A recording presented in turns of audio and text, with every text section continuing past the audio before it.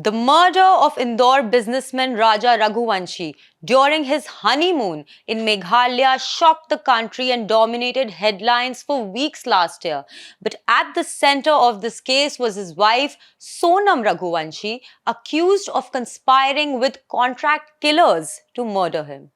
Now, in a significant development that comes days after the Pune murder case, where a woman allegedly pushed her fiance into a gorge, took the nation by storm, the Meghalaya High Court has upheld a trial court order granting bail to Sonam, the woman accused of killing her husband on their honeymoon. The reason for granting bail to Sonam, according to the Meghalaya High Court, was simple: that she was not supplied with the grounds or reasons for her arrest when she was being taken into custody.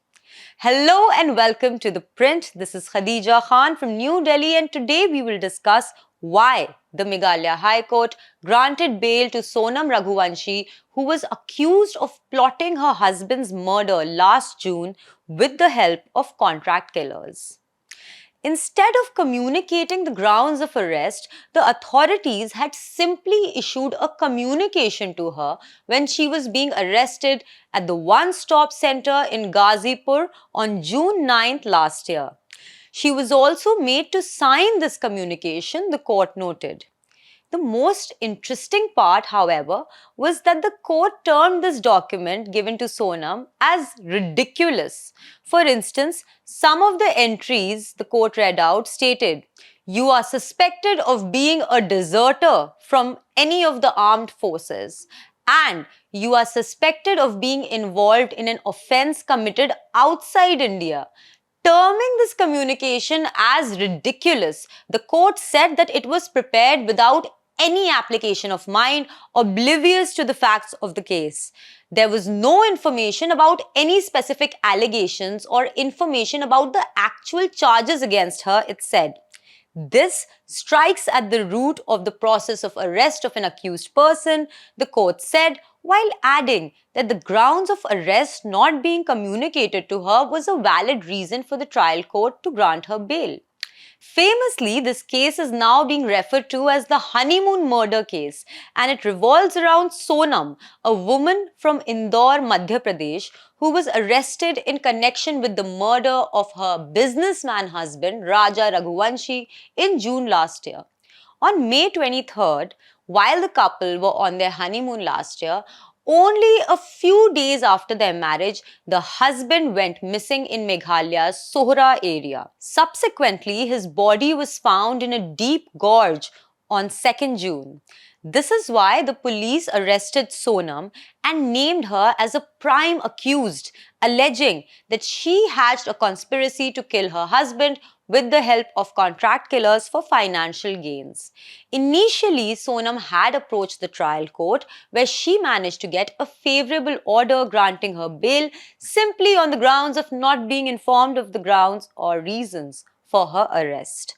However, today, the Meghalaya High Court released Sonam on bail. In doing so, a bench of Justice W. Diengdo said that the grounds of arrest mentioned under Article 22, Clause 1 of the Constitution must be furnished in writing upon the arrestee at the time of their arrest.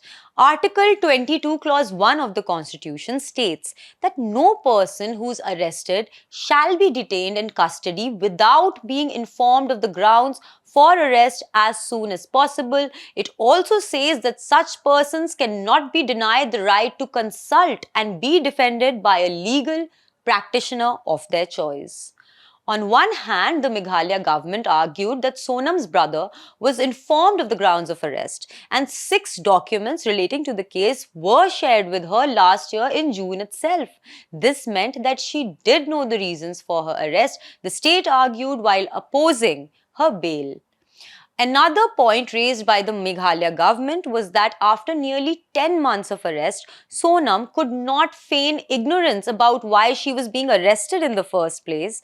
The state government also argued that the trial court had failed to consider the nature, the gravity, and the offense of murder, and even the likelihood of Sonam interfering with the witnesses. However, Sonam's lawyers said that the police had acted in a callous manner by keeping her in the dark about the nature of offences she was being charged with. The court relied on a series of Supreme Court rulings like Pankaj Bansal versus Union of India and Mihir Rajesh Shah versus State of Maharashtra to say that the grounds of arrest must be furnished in writing and in the language known to the arrestee or the person being arrested.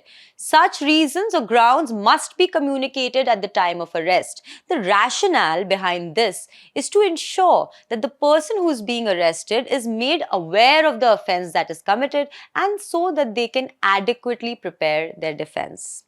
And that brings us to an end of today's segment. For more legal updates, keep watching The Print.